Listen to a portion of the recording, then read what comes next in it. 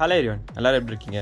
நிறைய பேர் பீட்டஸ் பற்றி மட்டுமே பேசுறீங்க. நான் கப்பி ஃபேன் ப்ரோ, கப்பியை பற்றி பேசுங்கன்னு சொல்லியிருந்தாங்க. சரி, அதை பற்றி பார்த்துலாம் வாங்க.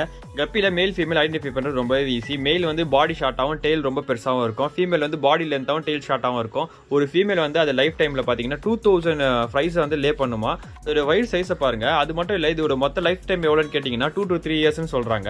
இதில் ரொம்ப பெரிய விஷயமே என்னன்னு கேட்டிங்கன்னா 30 to 40 டேஸ்லேயே ஒரு கப்பி வந்து நியூ பேபிஸ்க்கு வந்து பர்த் கொடுக்குன்னு சொல்கிறாங்க.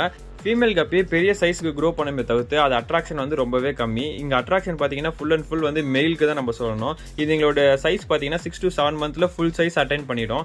ஒரு மெயில் பார்த்தீங்கன்னா பக்காவான கலர் குவாலிட்டியில் இருக்கும். அதோட டெயில்ஸும் ரொம்பவே பெருசாக இருக்கும். மேல் 1.5 to 3.5 சென்டிமீட்டர் லென்த்துக்கு வளரும். ஃபீமேல் வந்து 3 to 6 சென்டிமீட்டர் லென்த்துக்கு வளருங்க. அது மட்டும் இல்லாமல் இதுங்களோட வாட்டர் டெம்பரேச்சர் பார்த்தீங்கன்னா நம்ம 64 to 84 டிகிரி ஃபாரன்ஹீட்டுக்கு மெயின்டைன் பண்ணி ஆகணும்.